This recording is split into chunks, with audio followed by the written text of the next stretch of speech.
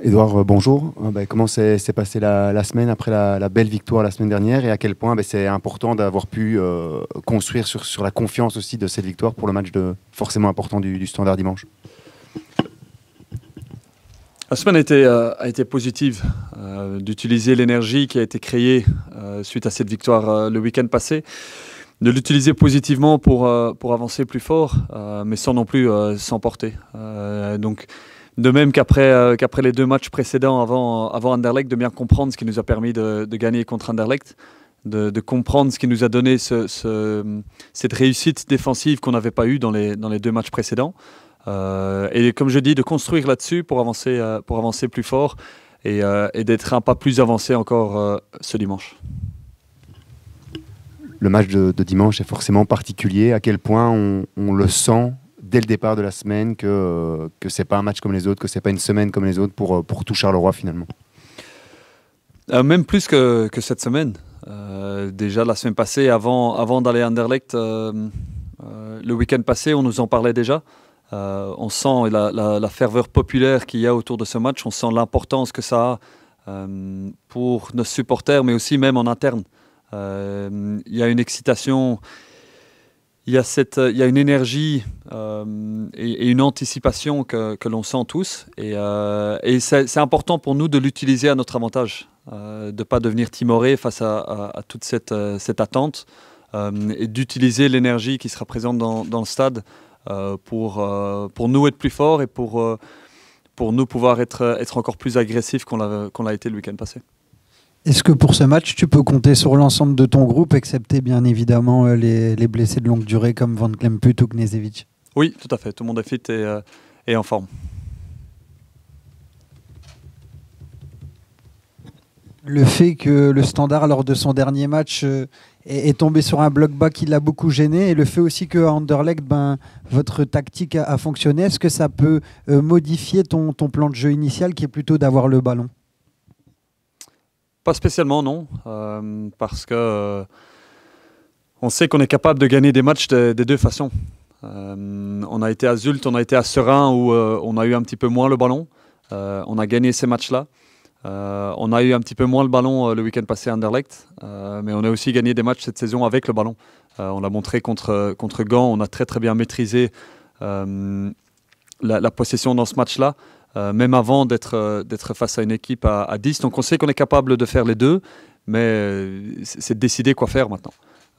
Donc ces derniers jours ont été passés de bien analyser les forces et les faiblesses du Standard, et puis sur base de ça, de faire le choix du plan de match et de quelle façon on veut nous dicter le rythme du match et quel visage on veut donner au match. Par rapport à une satisfaction aussi la semaine dernière, c'est la rentrée de Badji. On sent qu'il a retrouvé de la confiance. J'imagine que tu partages ce constat aussi. Et quels ont été tes mots pour justement ne jamais le lâcher alors qu'il a connu une période de méforme pendant quelques mois?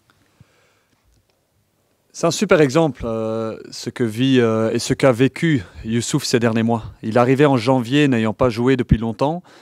Il y a d'abord eu une première phase de le remettre en jambes physiquement, ce qui a pris 6 semaines à 2 mois, pour être vraiment fit comme nous on considère d'être fit. Ça c'était une première étape, et puis ça a été de le faire intégrer dans notre style de jeu, qui comprennent les principes du jeu, qui comprennent ce que c'est de jouer pleinement collectivement, d'être connecté aux autres. Et puis ça a été de travailler sur sa confiance à lui individuellement. Parce que les repères face au but, il les avait perdus, n'ayant pas marqué depuis plus d'1 an, mais c'est quelque chose qui est tout à fait logique. Et c'est tout à fait normal aussi qu'un joueur aussi jeune, et je le rappelle que Youssouf est très jeune encore, c'est normal que ces doutes-là aient plus d'impact, parce que c'est la première fois qu'il vit ce scénario-là. C'est la première fois qu'il ressent ce que c'est d'être en crise de confiance. On a l'impression que le but devient plus petit, on a l'impression que le gardien devient plus grand, que le but est plus loin de soi dans les matchs. Et donc c'est un travail ça prend du temps. Et donc ce qui a été fait avec Youssouf et ce que Youssouf a fait sur et en dehors du terrain, que ce soit en fin de saison passée mais pendant toute la préparation ici, le mérite lui revient clairement. Et donc c'est pas ici sur le coup de la dernière semaine ou deux où en un coup on a réussi à trouver les mots. C'est pas ça. C'est juste que ça a pris du temps. Et ça va être la même chose avec Nadir. L'adaptation qui est demandée d'arriver ici en Belgique, n'ayant jamais connu l'Europe avant, de retrouver ce que c'est pour lui d'être fit à hauteur de jouer, d'avoir un impact physique sur un match en D1 belge.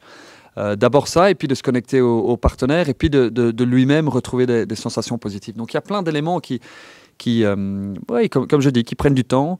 Donc ici, Youssouf commence à être, je dirais, il commence à approcher d'une forme qui est vraiment positive, et l'équipe commence à le chercher positivement. Et la prochaine étape sera la même pour Nadir et pour Anthony Descott. Tu parlais de Nadir justement, comment il a réagi, comment il est mentalement après avoir été hors du groupe ces 2 derniers matchs? Pas facile, je ne vais pas le cacher. Mais c'est toujours important de bien expliquer les raisons pourquoi, de travailler ça de façon constructive avec lui, de montrer les images, de partager notre ressenti du staff et de continuer à travailler. Il y a toujours face à un choix là, mais il n'a qu'une seule envie, c'est de réussir. Il a que l'envie d'apporter quelque chose à l'équipe et de devenir important. Donc c'est difficile, mais c'est une des caractéristiques aussi d'un athlète du haut niveau, c'est de jamais lâcher. On a vu la semaine dernière, sans dire qu'elle était partie avant, mais une grinta, une Anne vraiment de tous les moments, aussi en fin de match, quand forcément Anderlecht a un peu poussé. À quel genre de match tu t'attends ici contre le Standard, et est-ce que de nouveau ce sera forcément un des paramètres clés dans un tel match? Oui, évidemment. Ce sentiment de sacrifice individuel, de sacrifice collectif, pour revenir à l'essence même, protéger son but et marquer un but de plus que l'adversaire. Mais qu'est-ce que ça demande de protéger son but jusqu'au bout? De quelle façon, comment aider le coéquipier quand le coéquipier est en difficulté, et comme je dis, ces éléments de base qui sont et resteront toujours tellement importants, et qui permettent alors de pouvoir exprimer son jeu plus haut. Donc, et le match ici va être encore plus agressif dans les deux sens. À nous de gérer l'agressivité du Standard positivement, et à nous de les mettre en difficulté grâce à la nôtre, et de les amener dans des zones où ils ne veulent pas venir. On aurait pu penser après la défaite à Westerlo que le fait d'avoir une trêve internationale et de ne pas pouvoir se rattraper de suite serait pénalisant. Or, en zone mixte, les joueurs la semaine dernière disaient plutôt que ces 2 semaines ont permis au groupe de revenir en force, de reprendre confiance. Comment toi, tu as su te servir justement de cette trêve avec les absents, les internationaux, pour redonner confiance au groupe et être positif justement après ces défaites? On nous pose toujours cette question dès qu'on arrive face à une trêve ou qu'il y a un match dans 3 jours est-ce que c'est le bon moment? Et j'ai toujours la même réponse, c'est que chaque situation face à laquelle on est présenté, on la prend comme une opportunité. Et ici, on avait perdu, on a 2 semaines de break. Mais quoi faire? Est-ce qu'on va se lamenter sur notre sort pendant les 2 semaines, se dire qu'on n'a pas de bol, qu'on est bon mais qu'on mérite plus? Ou alors est-ce qu'on va se poser la question et travailler encore plus en se posant les bonnes questions pour pouvoir s'améliorer? Et donc, pour nous, il n'y avait que cette évidence-là. Qu'est-ce qu'on doit faire de plus pour revenir après la trêve et être plus fort et transformer ce que nous, on estime être un contenu qui est bon en résultat qui est positif. Et d'impliquer tout le monde là-dedans. C'est aussi un point important dans notre approche. On n'est pas dans un modèle où c'est moi qui arrive, qui impose ce qu'on va faire. Et comment on va le faire, ça doit appartenir à tout le groupe, à tout le staff, mais à tout le groupe de joueurs aussi. Les gars, qu'est-ce qu'on doit faire pour être plus fort et pour gagner des matchs? Et on a cherché des réponses auprès de tous. Que ce soit la ligne défensive, que ce soit les attaquants, que ce soit nos gardiens, et impliquer le staff avec ça pour qu'on crée une réponse qui est collective.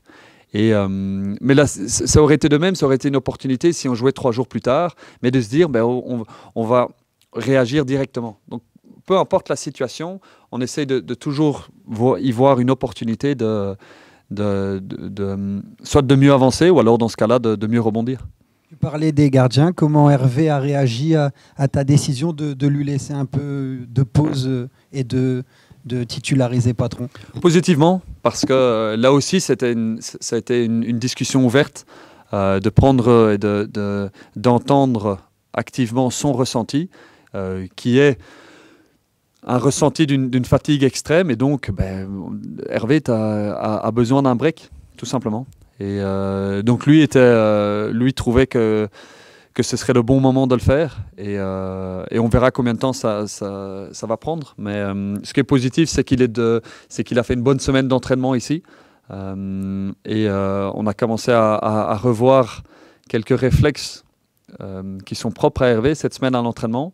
Et maintenant, on va laisser Pierre au but pendant quelques semaines pour que lui aussi prenne ses marques, parce qu'on sait l'importance d'avoir une stabilité dans l'équipe et notamment dans cette position de gardien.